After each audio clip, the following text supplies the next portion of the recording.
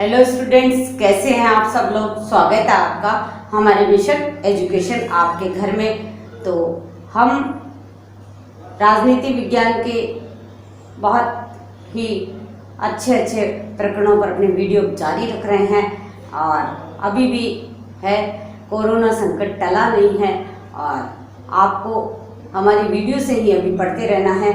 और न केवल आप इन कक्षा 10, 12 और अपनी बोर्ड परीक्षाओं की तैयारी कर रहे हैं, आप में वो जुनून होना चाहिए कि आप अभी से अपने करियर में जो भी आपको प्रतियोगिताएं देनी है उन प्रतियोगिताओं की तैयारी करें। और हम पढ़ रहे हैं भारतीय राजनीति में जाति की भूमिका। भारतीय राजनीति में जाति की भूमिका न केवल आपको राजनीति विज्ञान में अपने प्रश्न के उत्तर लिखने में सहायक होगी, बल्कि कई बार हिंदी में भी ऐसे निबंध के प्रकरण दे दिए जाते हैं कि भारतीय राजनीति में जाति की भूमिका पर एक निबंध लिखिए, तब भी आपको ये अध्ययन है, ये काम आने वाला है। तो पढ़ते रहिए, आगे बढ़ते रहिए। भारतीय राजनीति में जाति की भूमिका पर आज हम उसके दोनों पक्षों पर चर्चा करेंगे, क्योंकि किसी भी कोई भी चीज़ होती है उसके दो पक्ष होते हैं, नकारात्मक और सकारात्मक। तो हालांकि अधिकतर भारतीय राजनीति में जो जाति की भूमिका बढ़ रही है उसके नकारात्मक पक्षों को ही अधिक देखा जाता है, लेकिन इसका कुछ सकारात्मक प्रभाव पड़ा है। सबसे पहले हम सकारात्मक बिंदुओं की चर्चा करेंगे। सकारात्मक प्रभाव में है सबसे पहला, जनता को एक सूत्र में पिरोना, क्योंकि भारतीय जनता में जाति और धर्म दो ऐसी चीज़ें हैं जिनके नाम पर व्यक्ति एक हो जाते हैं। जहाँ कहा जाता है कि भारत में अनेकता में एकता है, तो जाति ऐसी है कि वो अनेकता में एकता की पूर्ण भूमिका निभाती है। जाति के नाम पर लोग एक साथ आते हैं और अपनी जाति विशेष के विकास के लिए कार्य भी करते हैं। राजनीतिक सक्रियता, जब वो जाति के नाम पर एक होते हैं तब उनके अंदर ये भावना आती है कि राजनीति में उनका है पद, उनकी जाति से संबंधित लोगों का एक कोटा है वो उच्च होना चाहिए, इसलिए उनमें राजनीतिक सक्रियता आ जाती है। पहले ये था कि हमारे यहाँ मतदान है वो 50% से भी कम होता था, लेकिन जैसे जैसे जाति के आधार पर राजनीतिक दलों का गठन हुआ, जाति के आधार पर उम्मीदवारों का चयन हुआ, तो लोगों में राजनीतिक सक्रियता आई और वो अपने राजनीतिक अधिकारों के प्रति वोट देने का अधिकार, निर्वाचित होने का अधिकार, पद प्राप्त करने का अधिकार, इन समस्त राजनीतिक अधिकारों के प्रति उनमें सक्रियता दिखाई दी। आर्थिक, राजनीतिक और सामाजिक रूप से कमजोर जो लोग थे, जो जातियां थी, उनका भी महत्व बढ़ गया, क्योंकि हमारे यहाँ लोकतंत्र में सिर गिने जाते हैं। तो सिर गिनने के चक्कर में बहुमत प्राप्त करने के लिए जो कमजोर तबके के लोग थे उनको भी आगे आने का अवसर मिला। सामाजिक संरचना में परिवर्तन, क्योंकि जब एक जाति ने अपनी राजनीतिक सक्रियता या अपनी सहभागिता है वो अधिक दिखाई, तो दूसरी जातियां भी सक्रिय हुई। इससे समाज में परिवर्तन आया, समाज की सांस्कृतिक संरचना में परिवर्तन आया। जैसे गुज्जर समुदाय, मीणा समुदाय, इन्होंने भी अपनी राजनीतिक सहभागिता प्राप्त करने में अपने आंदोलन किए और एकजुटता दिखाई, और एक जाति को देखकर दूसरी जाति के रहन सहन, खान पान, वेशभूषा में भी परिवर्तन आता है। साथ ही साथ शिक्षा के प्रति भी जागरूकता बढ़ी है। पद सोपानीय संबंध टूटकर समानता आना, क्योंकि पूर्व में जो हमारी कर्म के आधार पर कार्य व्यवस्था थी, श्रम का विभाजन था, उसमें कुछ जातियों का जो हमेशा से ये धारणा बन गई थी कि ये जातियां शासन करने के लिए है और अमुक जातियां शासित होने के लिए है, तो वो वाली धारणा है, वो पद सोपानीय जो प्रक्रिया थी वो टूट चुकी है।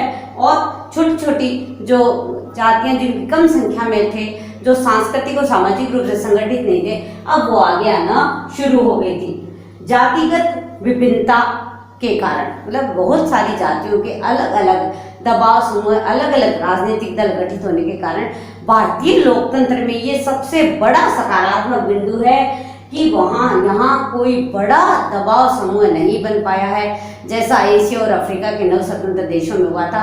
तो क्योंकि बहुत सारे समूहों में बहुत सारी जातियों के आधार पर मीणा अलग चले गए, गुज्जर अलग चले गए, जाटों का अलग समुदाय हो गया, ब्राह्मणों का अलग हो गया, राजपूतों का अलग हो गया, तो बड़ा एक राजनीतिक दबाव समूह जो नहीं बन पाया और ये लोकतंत्र के लिए सबसे बड़ा सकारात्मक पक्ष था।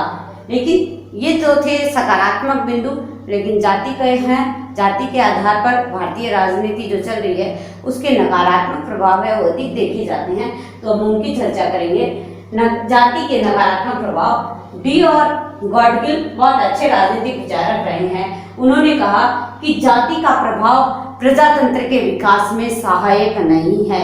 लोकतंत्र जहाँ जहाँ हारा है वो इसी कारण क्योंकि हमारी जो राजनीति है उस पर जाति अधिक हावी हुई है। बंधुत्व व एकता में हानि हुई।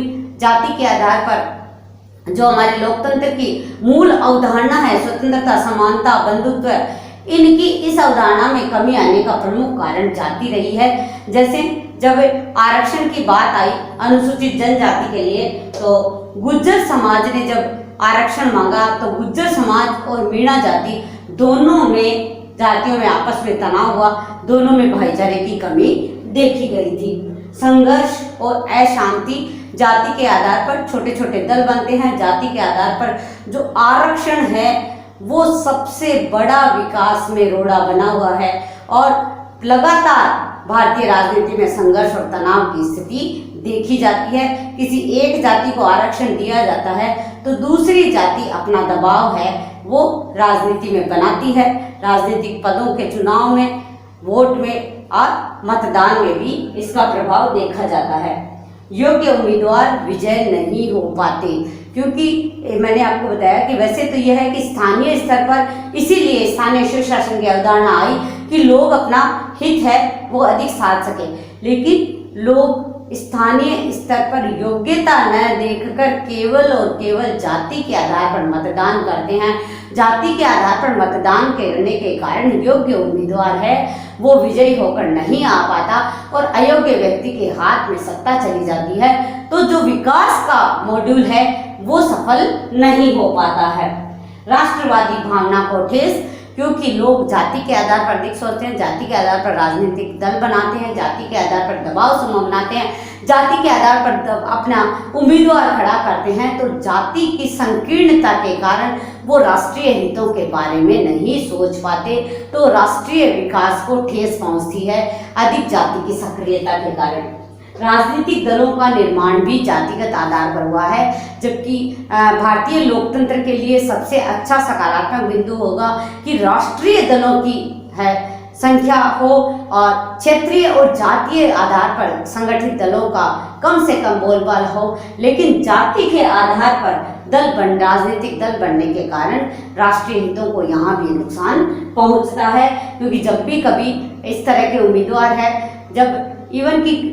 जब मंत्रिमंडल का गठन होता है तब भी ये ध्यान रखा जाता है कि सभी जातियों को विभागों का बंटवारा हुआ कि नहीं, तो राष्ट्रीय हित न सोचकर जातिगत हित को प्राथमिकता दी जाती है।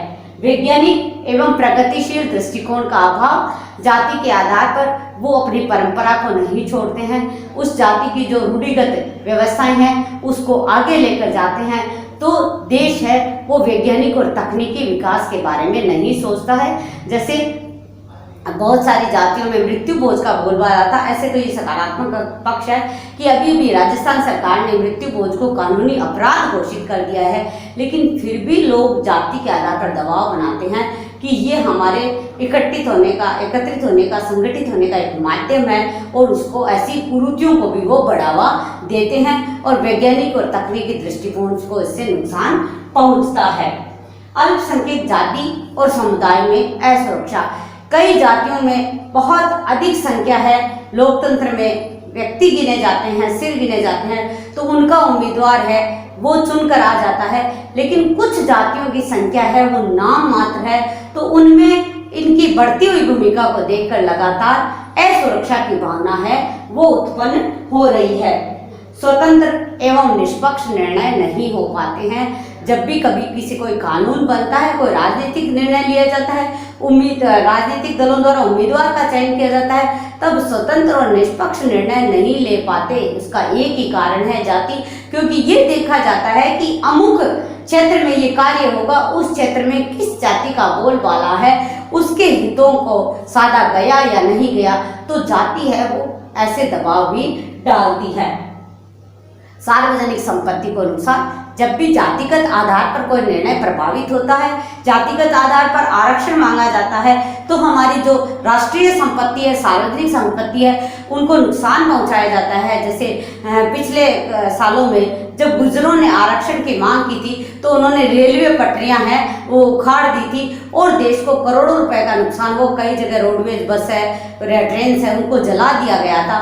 तो ये हमारी जो खून पसीने की कमाई का जो हम करों का भुगतान करते हैं, उन करों के द्वारा जो राष्ट्रीय संपत्ति बनाई जाती है, उस राष्ट्रीय संपत्ति का जाति के आधार पर इस तरह के कार्यों से नुकसान पहुंचता है।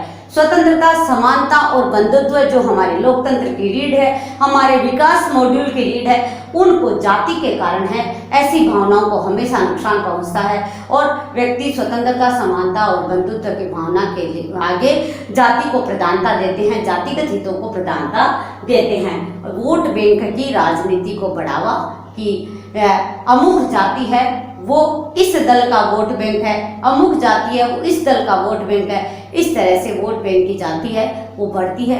देश के विकास के बारे में नहीं सोचा जाता, राज्य के विकास के बारे में नहीं सोचा जाता और राज्य की राजनीति में जाति है वो बहुत ही बड़ी भूमिका निभाती है। जैसे बिहार में कामा जाति है, उसका बहुत अधिक बोलबाला है। राजस्थान में जाट समुदाय, राजपूत समुदाय और अनुसूचित जाति और जनजातियों का बहुत अधिक बोलबाला। इस तरह से एक एक जगह, इवन कि जब वार्ड पंच तक के चुनाव में जाति को देखकर उम्मीदवार खड़ा किया जाता है, तो वोटों की राजनीति है उसको बढ़ावा मिलता है, स्वस्थ विकास नहीं हो पाता है, स्वच्छ विचारधारा नहीं पनप पाती है। तो हमें कोशिश करनी चाहिए कि वैज्ञानिक और तकनीकी सोच को लेकर आगे बढ़ना चाहिए। ये व्यक्ति अमुक जाति का है तो योग्य है, इस अवधारणा को है यही नष्ट करना चाहिए, तभी देश का विकास होगा। और 21वीं सदी का जो हमारा सपना है कि भारत है वो विश्व गुरु होगा, तभी होगा जब हम इन तुच्छ हितों को न सोचकर बड़ा सोचेंगे, राष्ट्रीय हित को ध्यान में रखेंगे। तो आप हमारे साथ बने रहिए, पढ़ते रहिए, आगे बढ़ते रहिए। धन्यवाद।